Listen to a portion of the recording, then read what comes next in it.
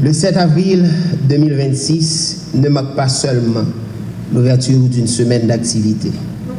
Il scelle l'engagement de tout un ministère à faire des soins de santé primaire la véritable colonne véritable de notre système sanitaire. Ce matin, c'est le MSPP tout entier qui prend la parole, porté par des directions centrales, son comité de pilotage et les 200 agents communautaires polyvalents qui, en ce moment même, préparent leur matériel aux 4 coins du pays.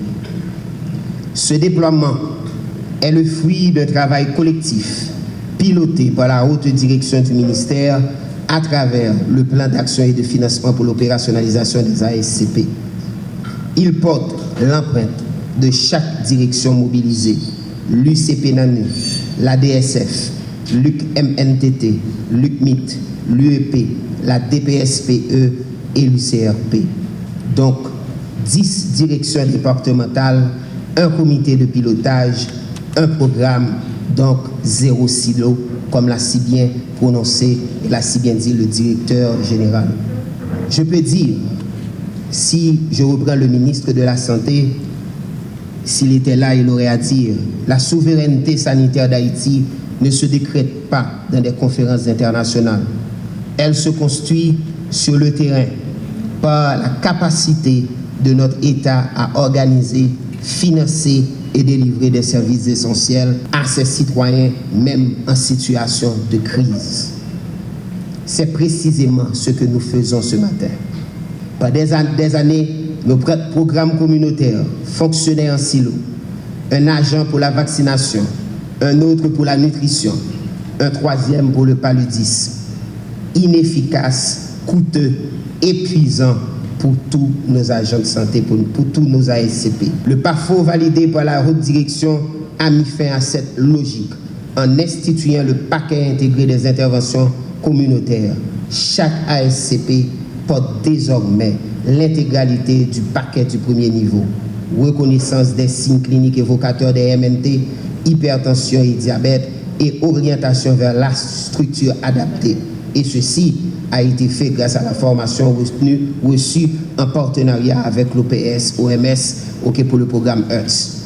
Supplément en vitamine A, vaccination de rattrapage, soins maternels, promotion du WASH, surveillance épidémiologique et référence structurée vers les communautés, vers les hôpitaux communautaires de référence. Donc, un seul passage, une vision globale de la personne, une chaîne de responsabilité traçable dans le DHIS2. Ce n'est pas une intention, hein, mesdames et messieurs, c'est un protocole, c'est un système de redevabilité. Et ce sont ces indicateurs qui sont inscrits dans notre système. Voilà ce qui sera livré au cours de cette semaine. 200 ASCP seront déployés sur toute l'étendue du territoire, supervisés par 40 AIP et 10 infirmières chefs d'équipe. 7000 personnes seront évaluées pour les signes cliniques de MNT et orientées vers les structures de référence et de contre-référence. 5000 doses de vitamine A pour les enfants de 6 à 59 mois. 10 000 vaccins de rattrapage. Plus de 200 causeries éducatives et visites à domicile.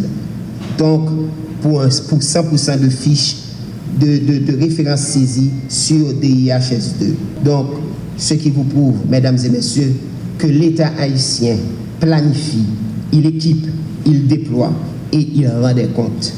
Dans un contexte où 26% de nos établissements ne fonctionnent pas normalement, le MSPP a donc fait un choix clair, agir maintenant pour les familles qui n'ont pas le luxe d'attendre. Ce matin, 200 agents ont relu leur protocole, vérifié leur kit, rejoint leur point de déploiement. Ils attendent. Et ce qu'ils attendent, mesdames et messieurs, c'est que cette cérémonie leur confirme ce qu'ils savent déjà. Le travail compte, leur état est derrière eux, et ce qu'ils feront dans les prochaines heures changera des vies. Ce signal, c'est aujourd'hui et c'est maintenant. Encore une fois, la science éclaire. L'histoire d'Haïti nous oblige, comme l'a si bien le dit le DG, et la Semaine nationale de la santé 2026, c'est l'action.